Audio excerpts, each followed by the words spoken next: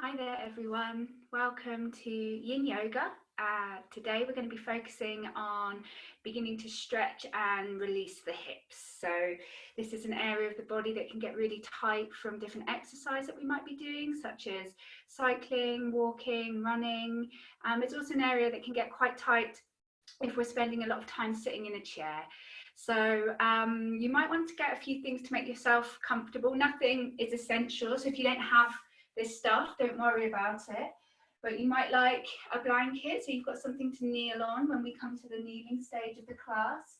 Perhaps a thin cushion or a yoga bolster. And if you've got yoga bricks or some books that you don't mind putting some pressure on, then these might also be helpful. So let's begin. We're going to start in child's pose. So if you do want the blanket under your knees at this stage, then feel free just to fold the blanket so you've got a little bit of padding under the knees. And then have your knees either in line with your hips or slightly wider than your hips, whatever's most comfortable.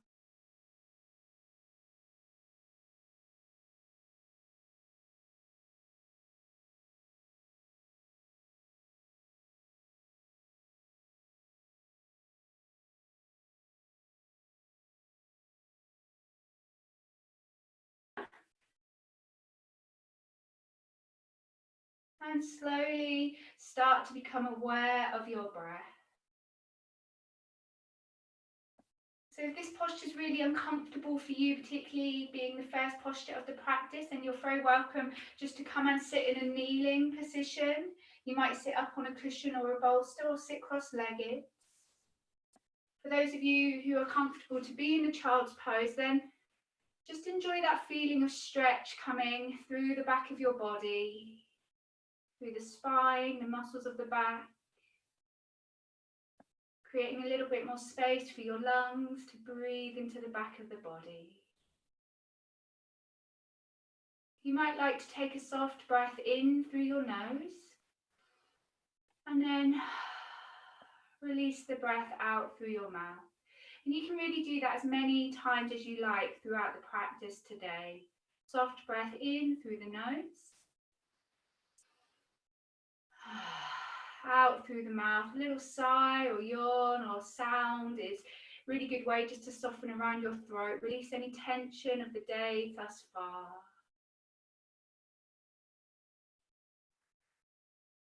So just let your arms be really relaxed here, they don't need to be straight.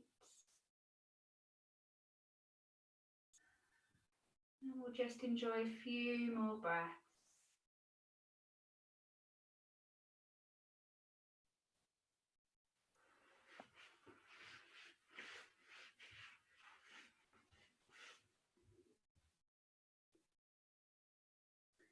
And then we'll start to lift out of child's pose by looking forward to the top of the mat and gently pushing ourselves up onto our hands and knees. So again, keeping the blanket underneath your knees for extra support as you step your right foot forward to come into a lunge.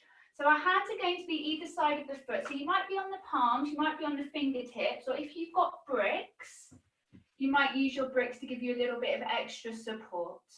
The bigger the step, the deeper the lunge. So you can always walk your front foot forward a little bit to deepen that feeling of stretch across the front of your thighs, the inside of your thighs. Remember that in Yin Yoga, we don't need to go to our fullest range of movement straight away. Because we hold the postures for minutes rather than seconds, the body has time to begin to stretch and release. So you never want to go to your fullest range of flexibility in a Yin Yoga practice, rather working to maybe 70–80% of your ability, and then allowing time to do the rest of the work.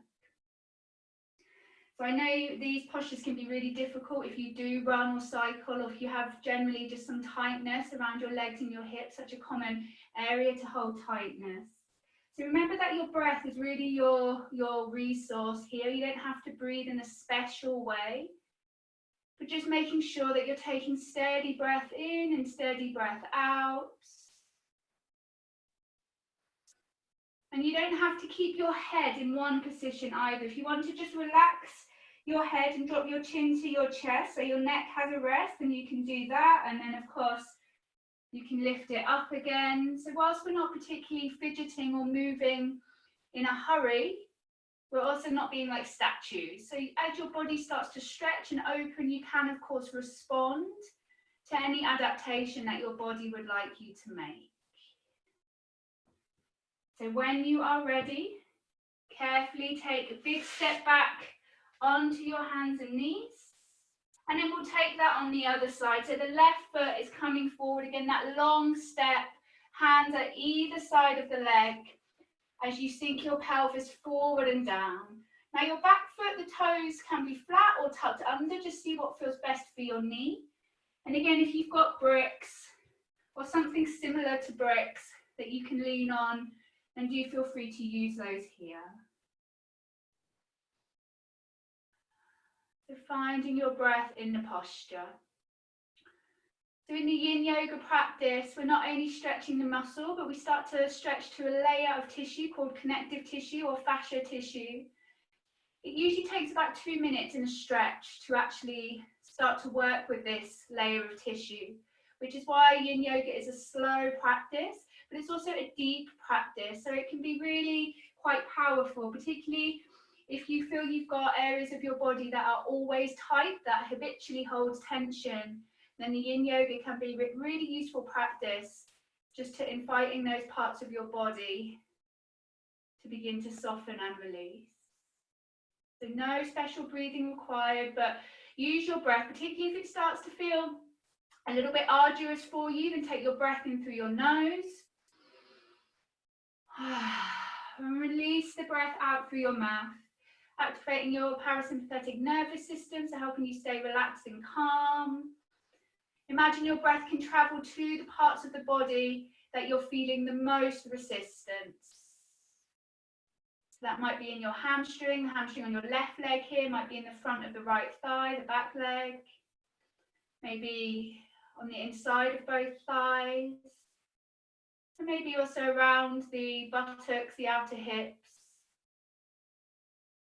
So just taking a couple more breaths here. Try and keep your shoulders away from your ears, shoulders fairly passive.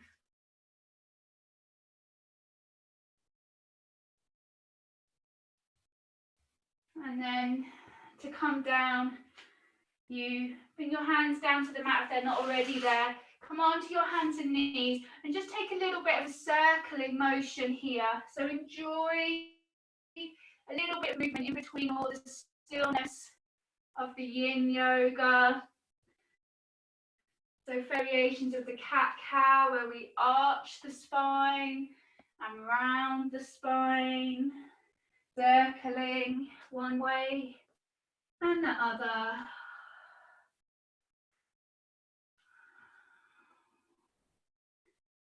And then when you are ready, come to our second part of the lunge sequence. So again, start by stepping your right foot forward.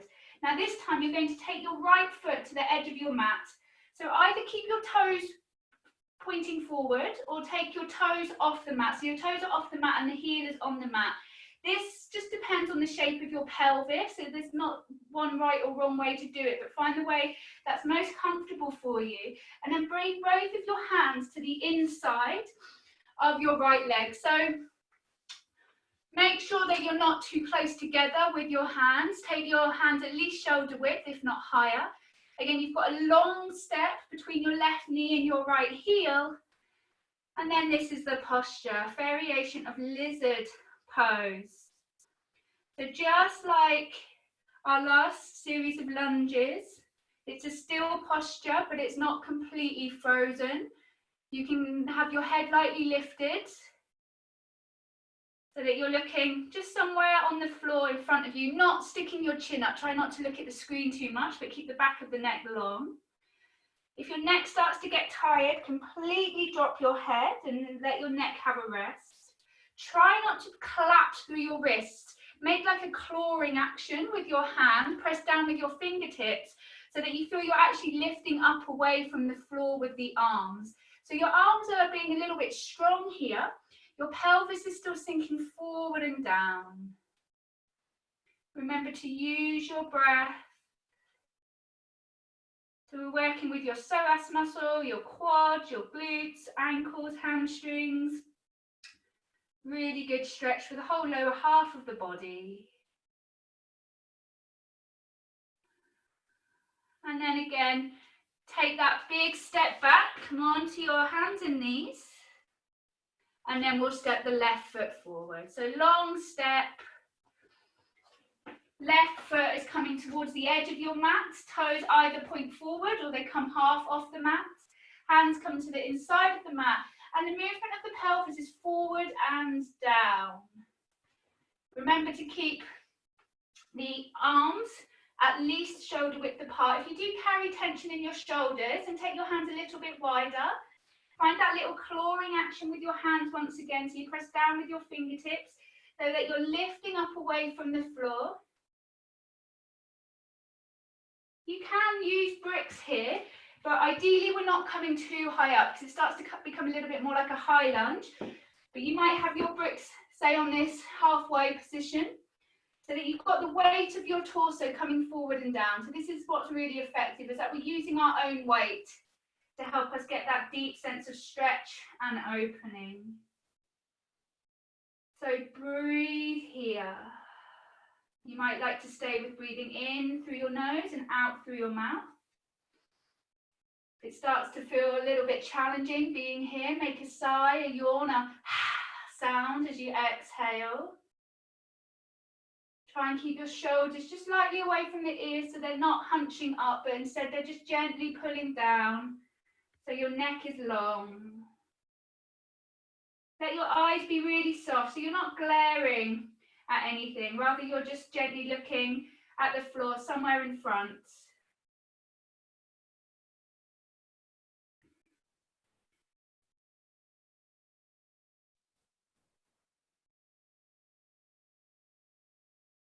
And then when you're ready, nice and slowly, there's no need to rush.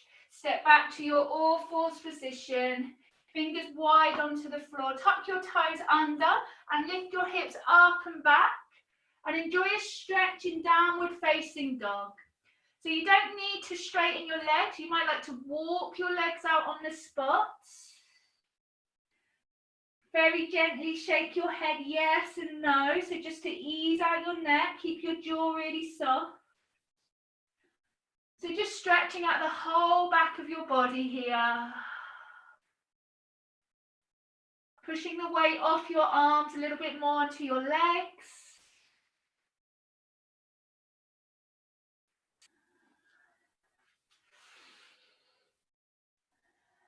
And then when you are ready, come back down onto your hands and knees and sink back again into child's pose. So either knees together, which will be a deeper flexion for your spine, or knees slightly wider.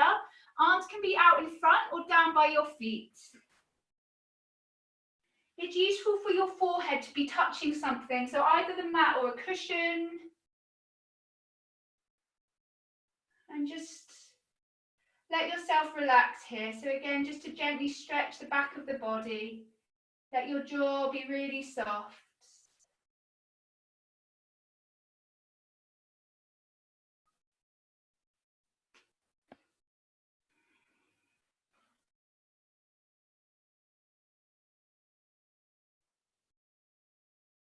And then to come out of child's pose when you're ready. Of course, you can stay here for longer. You can pause the video and stay as long as you like. When you are ready to come up, hands just in front of the knee. So you use your arms to push yourself all the way up to sitting. And then we're going to be sitting cross-legged. So you will need something to sit up on here. So a yoga block is useful. So one or two of these if you have them. Otherwise, a cushion can be good. You might need a slightly firmer cushion if you know it's a bit more uncomfortable for you to sit on the floor, so you could always put a blanket on top.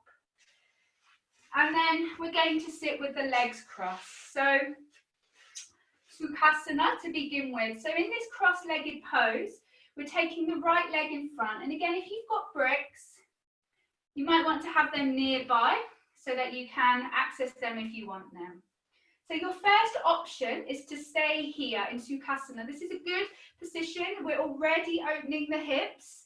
So there's already some action going on here around the pelvis. But for those of you that feel like going a step further, you can come to, it's sometimes called file pose or square pose. And from the Sukhasana position, we're going to lift the right leg up. And then we're placing the ankle on top of the left knee. And then your left ankle is underneath your right knee. So you can see from my position that my right knee is quite far off my foot. For some of you, you might find your knee just drops all the way down quite easily. For others of you, your knee is going to be really high up towards your chest. So if this is the case, if your knee is really high, then I recommend you stay in this first version. Because remember what I said earlier, you don't want to work to your fullest range of motion at the very start in a yin yoga practice. In a hatha yoga practice might be different. So finding your way into that comfortable seat and then bringing the fingertips on the floor next to your hips so that you can just take a few moments just to feel the length of your spine. So broaden through your collarbone, slide the shoulder blades down, feel the crown of your head reach to the ceiling. Breathe here. Feeling the inhale travel up the length of your spine. As you exhale, feel your sitting bones sinking down onto your supports. So you can stay sitting up for as long as you like. And then when you're ready to come forward, taking hold of your bricks, or perhaps your fingertips come to the floor as you start to slowly come forward. So you're coming into a forward fold. Now, for those of you in the fire log position, you might notice, like me, that as you come forward, the knee starts to drop towards the foot. Do not push your knee, do not force your knee down. The reason this is happening for me is that I start up here because of muscle tension.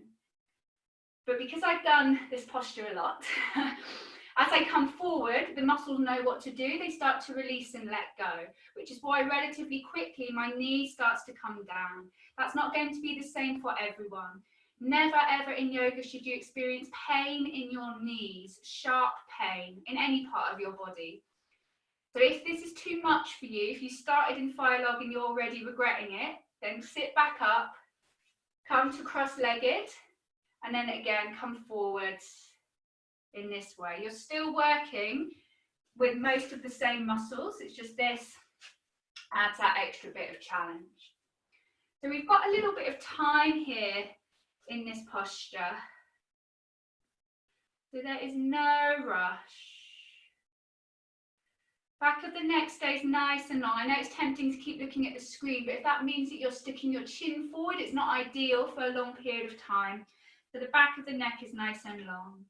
You may find the longer you're in the posture, the more that you can come forward with your bricks or with your fingertips on the floor. But remember, don't be in a hurry, don't force, don't push. And make sure that you're still breathing. Nice, easy breath, maybe breathing through the nostrils or in through the nose and out through the mouth, whatever is suiting you. Sending the breath into those areas that you can feel beginning to stretch, so maybe around the back of your pelvis, so your sacrum, your glute, your piriformis. Getting a really good stretch here. And sitting cross-legged on the floor, the Sukhasana posture, the translation is easy pose. But as I think most of us Westerners at least know, we've all had a lot of time sitting in chairs from a young age, that actually sitting cross-legged on the floor is certainly not easy. At least not when we first come to yoga. But like anything else, it's something that the more we practice, the easier it comes. So even if you're watching TV at home one night, you might just explore how it is just to sit cross-legged on the floor for even just a couple of minutes, so that your body becomes used to this different seating position. You're also getting a good stretch for your lower back, for your spine. It doesn't matter how low you are to the floor, even if you feel that you're still fairly upright. If you're feeling some stretch, then you're getting the benefit of the posture. So don't be competitive with the practice. So just a couple more breaths. I know it's a long time to be here, so if you are still here with me, well done. And then on your inhale, walk yourself back up to sitting. Release your breath, release your legs. I always find I need to give my legs a little bit of help, so don't be in a rush. Straighten the legs out in front of you, give them a little wiggle, bash onto the floor. Well done. Let's take it on to the other side. So again, crossing your legs. Your left leg is in front. Now, for some of you, you might have had, say, an injury on this left side. There might be some problems with this left hip. So don't always expect both sides of your body to be the same. However, if it is possible, try and do the same leg position that you did on the other side. So either cross-legged, Sukhasana, or coming to your fire log pose or square pose. And again, for those of you taking this second version, just like me, you might notice that there's some difference on this side, that this side is tighter, more open, that this knee is much higher or lower towards your foot. Remember that if your knee is super high, or if when you start to come forward, this knee doesn't move, so it kind of stays up, then you might have some tightness around your skeleton. It might be your actual joints are really nice and tight and secure, which it ultimately is quite a good thing, but it does make some yoga postures harder. So just take your time being here, starting in this nice upright position, full deep breath. And just when you're ready, start to come forward. So you move from your hips.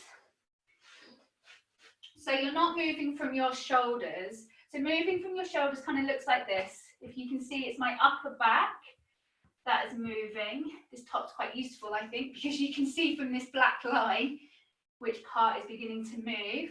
What we're really looking to do is to move from the hips. So you're coming forward from your pelvis, spine stays straight, straightish, and you take your time. Soften your eyes. You might even close your eyes. Breathe.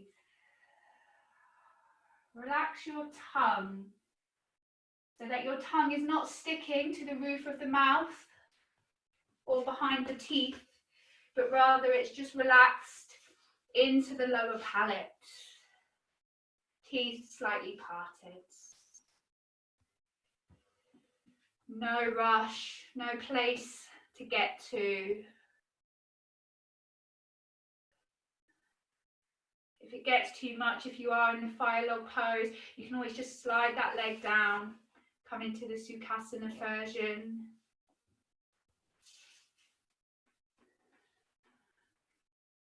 So I think, as well as all of the benefits for the body, getting into the fascia tissue, connective tissue that I mentioned, I think yin yoga can also be really good for a busy mind.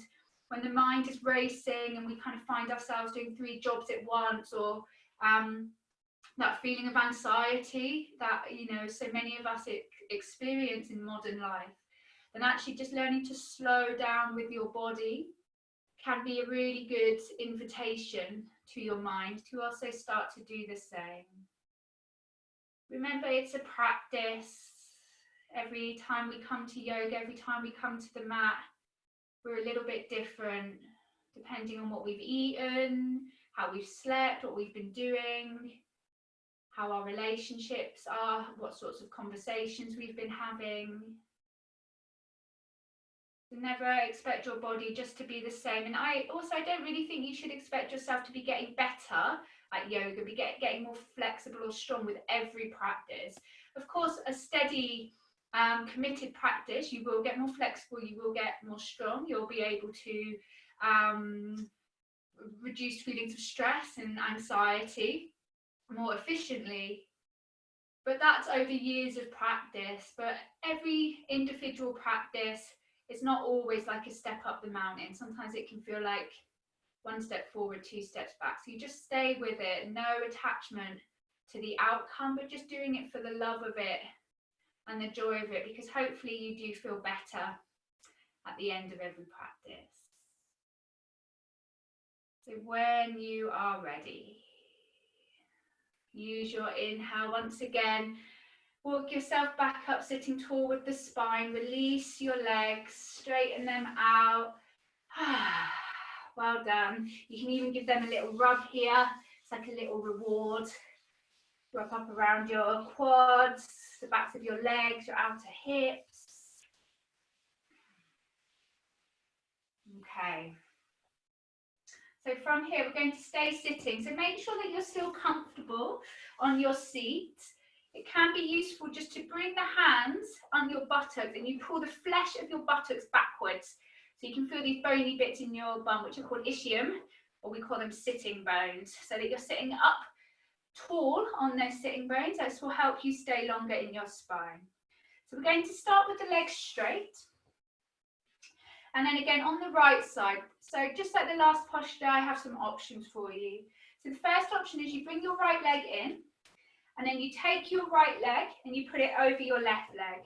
So you can have the ankle on top, or you can slide the knee in a little bit more. So again, you can just see what's most comfortable for you.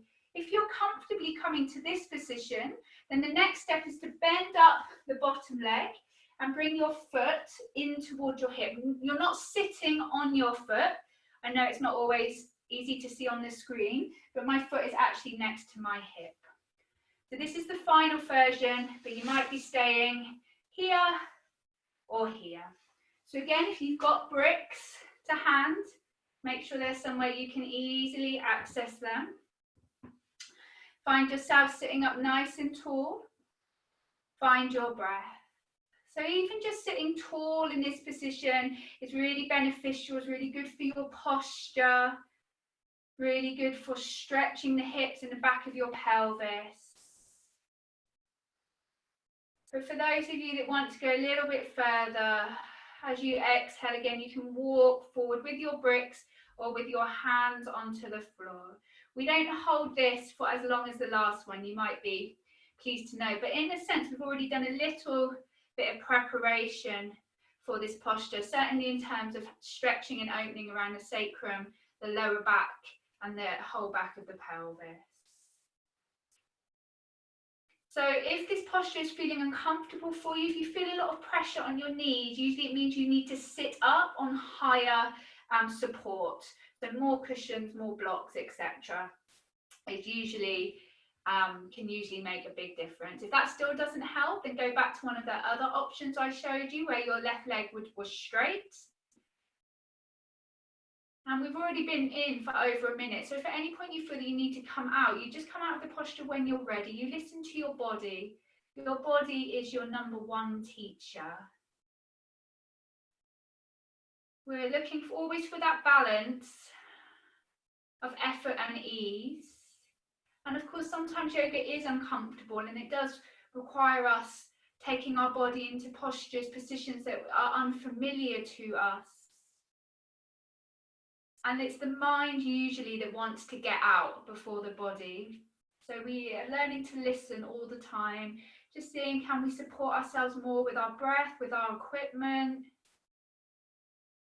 And then of course, when we think, no, it's the body really needs to move, my body needs to move now, then you use your inhale to come up. And it is actually time to do that now. So use your inhale, come up, gently release the legs. Again, you can give them that little wiggle, bash onto the floor, and then we'll take that onto the left side. So bring your left foot in. If you wanted to go and get yourself an extra cushion or block, of course, pause the video, get what you need. Option 1, you place your ankle on top of your thigh, so it's kind of a figure of 4 shape, if you use your imagination. Option 2 is to slide the knee on top of the bottom knee. And what can be helpful here is that you hold your calf muscle and you roll the calf muscle forwards, which will give you a little bit more space for the back of the knee. And then that third and final option is to bring your right foot in towards your left hip. So this is called Gomukhasana, at least the leg part of what we're doing. So again, sitting up tall, you might have your hands on tops of your knees. You might have your blocks next to you or your fingertips on the floor. Maybe a few moments just to breathe in this upright position, giving your body the chance to respond.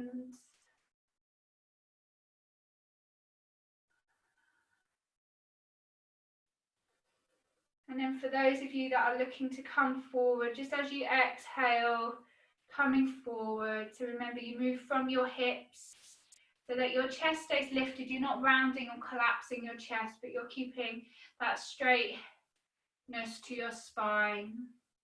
Sometimes it can be helpful to imagine that you're holding an apple or tennis ball between your chin and your chest. I think particularly with practicing yoga online, it's easy to keep sticking your head forward just to check that you know what's going on. But luckily, because this is such a slow practice, there's nothing much is going on now. We're just here for another minute or so. So you just can enjoy being in your body, even if your body feels particularly stiff today, if you're a bit cold or tired or achy. That happens to us all. I often feel cold and tired and achy. Even yoga teachers are human. But still, I think there's something that really helps us to become very present when we're just with our body, with our breath, even if we might think this is a bit uncomfortable or difficult. Our body and our breath very much exist in this present moment. Our mind, as wonderful as our minds are, of course, they've created so many things, but our minds do have a tendency to leap into the future, back into the past. Your body and your breath are here now. So I think it's just the simplest way to get your head around the idea of being present is to just feel your body and be with your breath. Enjoy breath, or two more here.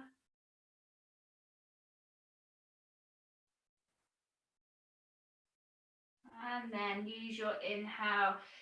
Again, come all the way up. Release the legs out in front of you. Give them a little bit of a wiggle, stretch, bash against the floor. And then sit comfortably for a moment. So again, I'd like to give you some options so you can see, just to choose what's going to suit you today. So we're looking at pigeon pose. So I know pigeon pose is a challenging posture. It's really effective for getting your hips open, but if your hips are feeling tight, then it's not easy. And I do remember a time when pigeon pose was one of my worst postures, and over the years I have managed to find some peace with it. But still, we're not here to suffer. So let me give you some options as to what you might do. So the first option, this is the gentler option, is to lie onto your back. So feel free to have a thin cushion or folded blanket under your head. So you'll be lying onto your back, feet hip distance apart. And then we'll bring the right leg in and take the foot across the left knee. So this is option one, to stay here. So if you're feeling some stretch, some opening around this right hip, you can stay here. Your second option is to lift the left leg towards you, and then you catch hold of your thigh. Your left foot can relax, so if you prefer a more active, dynamic posture, you can have your foot in line with your knee. So this is your first option. It's basically pigeon pose with your right leg. So it's continuing this theme of beginning to open around your hips. So this is a really good option for anyone that doesn't want to do the full posture. For those of you that aren't able to do the full posture, you can always come into it from downward dog or from your hands and knees. You might like cushion, blanket nearby. So again, starting with the right leg, we're going to take the knee towards your wrist, and then your foot is coming across the mat, and you reach back with that left leg and relax the top of the foot down. So you can either stay upright, I know this is quite challenging for a lot of people, or you can fold all the way down. You might make a little tower with your fists to rest your forehead on.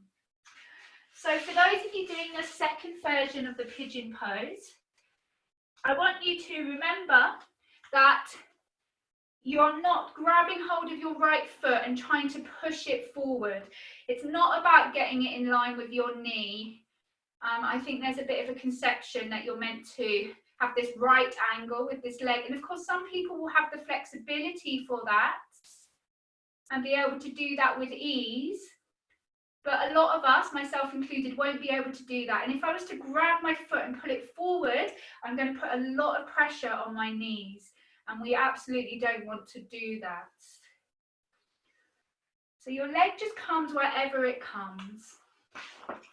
If your hips are really far off the floor, so you're kind of more something like this, you can always take a folded blanket, put it under your left thigh, and you could always take a cushion, a yoga bolster, and put it under your right buttock, so that your body has a bit more support. So whether you're staying upright, whether you fold it onto your elbows, or even if you've come all the way down, make sure that you're still breathing.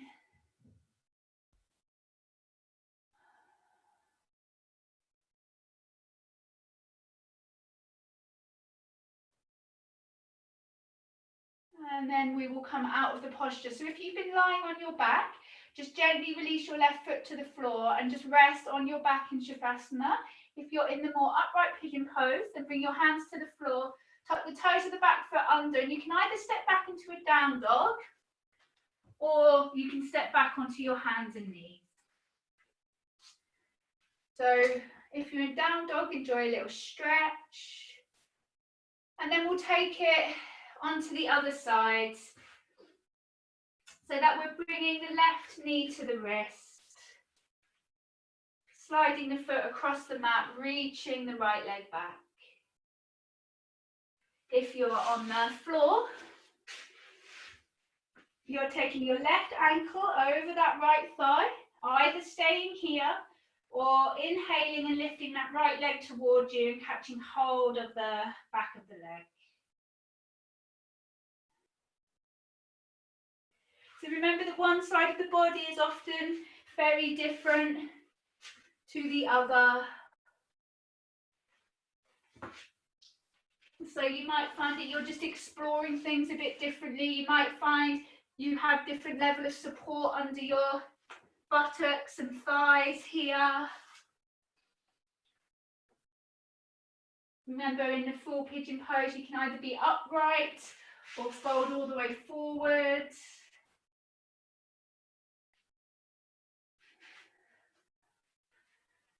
Staying with your breath.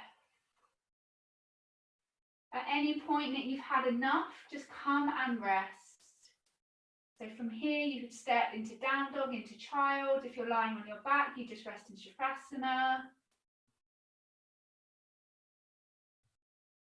In Yin Yoga, we hold the postures longer than we do really in most other types of yoga practice. So if you're new to this, don't worry if it feels difficult and challenging. As I said at the very start of the practice, the sequence working with the hips is sometimes the most challenging for us.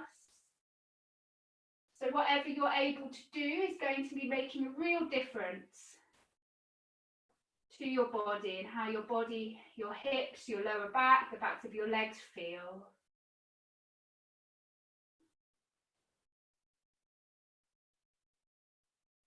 And so we'll slowly make our way out. So from your pigeon pose, if you've been folded forward, just lift yourself back up again. Either step to down dog or come onto your hands and knees. You can come slowly into child pose. If you're lying on your back, release your right foot all the way down, roll to your sides. And we're all going to return to sitting once again. So find your support, whatever it is you're sitting on.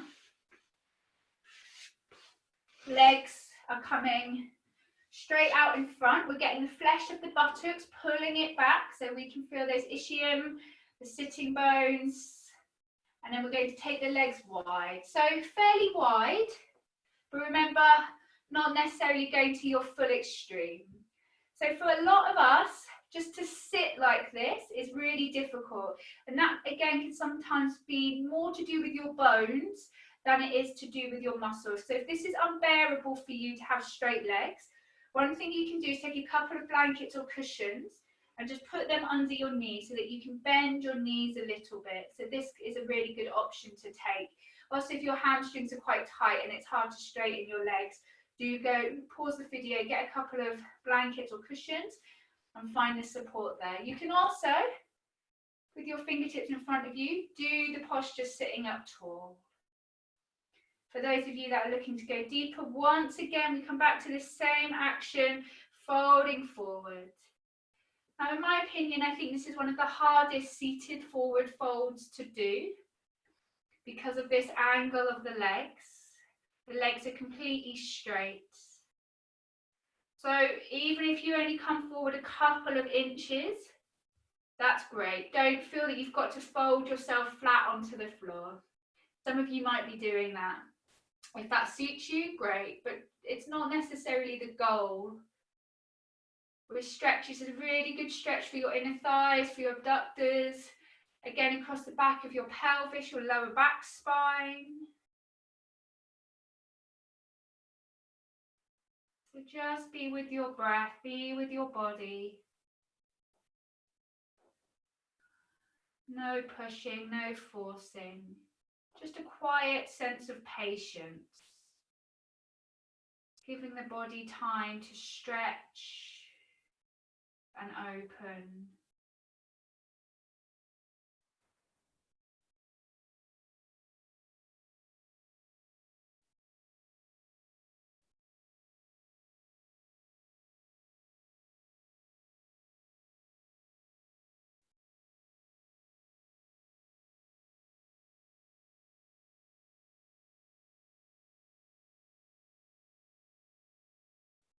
Still breathing.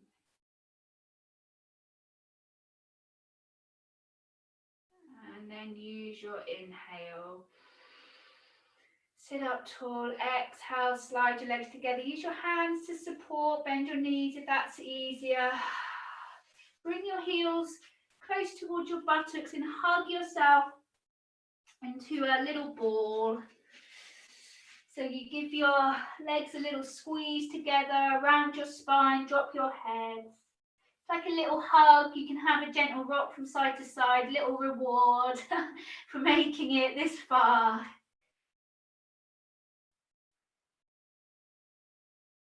And then you can lift your head up, relax your arms and your legs. We're going to come onto our back into Shavasana. We've got one final posture to do in Shavasana and then we'll rest completely. So when you come to lie on your back, use some support for your head. If you've got any extra layers of clothing you want to put on, jumpers, socks, if you've got eye pillows or a blanket to use as a cover, have it all nearby so that it's easy for you to find. But before we come all the way into Shavasana, we're going to lie onto our backs. Bring the knees in towards the chest. Turn the soles of the feet together. So I'll just change my position so you might be able to see a little more clearly. Soles of the feet are coming together, knees are wide. And then you might be holding your feet, holding your shins or holding your thighs. Doesn't matter where you're holding, make sure that it's comfortable for your arms and your shoulders. And then just encourage your knees to move slightly further away from one another and have a bit of a rock here. So rocking from side to side. So this should hopefully feel really nice. If your feet move apart a little bit, that's okay. Be quite fluid here, be quite free. So you can rock from side to side. You might find that movement turning into more of a circle. If you do circle, always remember to change direction.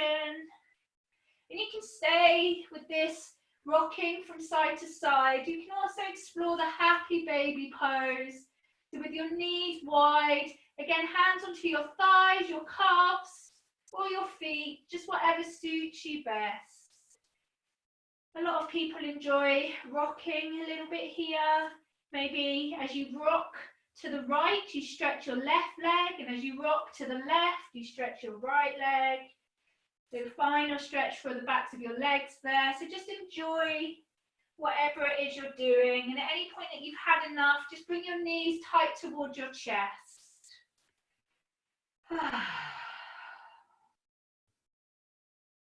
And so we all eventually make our way here so that the knees are in towards the chest. And then we'll take a deep breath in, lift the head and shoulders off the floor and hug yourself into a ball. So holding the breath in. And then as you breathe out, relax your head, your shoulders, your legs and your arms and come to rest into your Shavasana. So place anything that you've got nearby that's going to help you be more comfortable. Place that on your body, whether it's a blanket, an eye pillow. If you've got a bolster or a cushion to go under your legs, under your knees, then feel free to use that. And then we let the eyes close.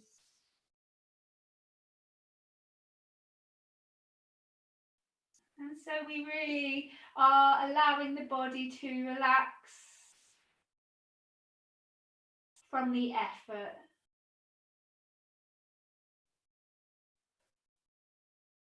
And you might notice some sensation around your hips, your pelvis, your lower back. Maybe there's a sense of openness, of space. Maybe some tingling, vibration, some warmth.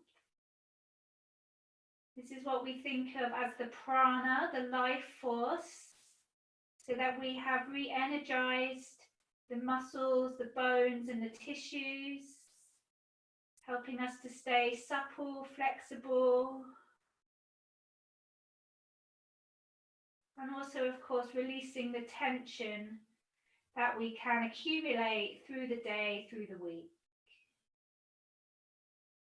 So enjoy now this opportunity of nothing to do, but to simply rest.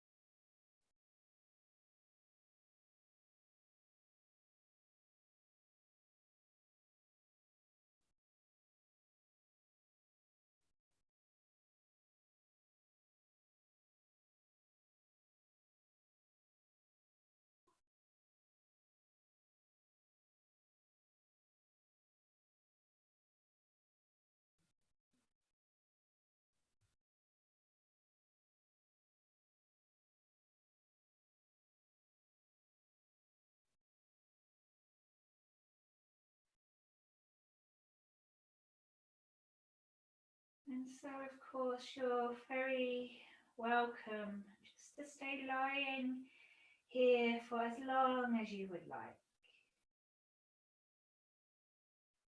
For those of you that feel ready, you might start to move your body, maybe start down in your fingers and your toes and move into your ankles, your wrist. You could take some fuller breaths, maybe stretching your arms, stretching through your legs.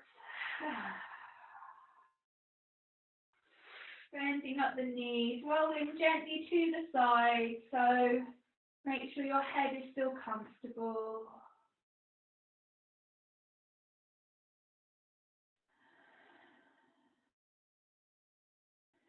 And then use your arms, push yourself up to sitting. Find a comfortable position to sit.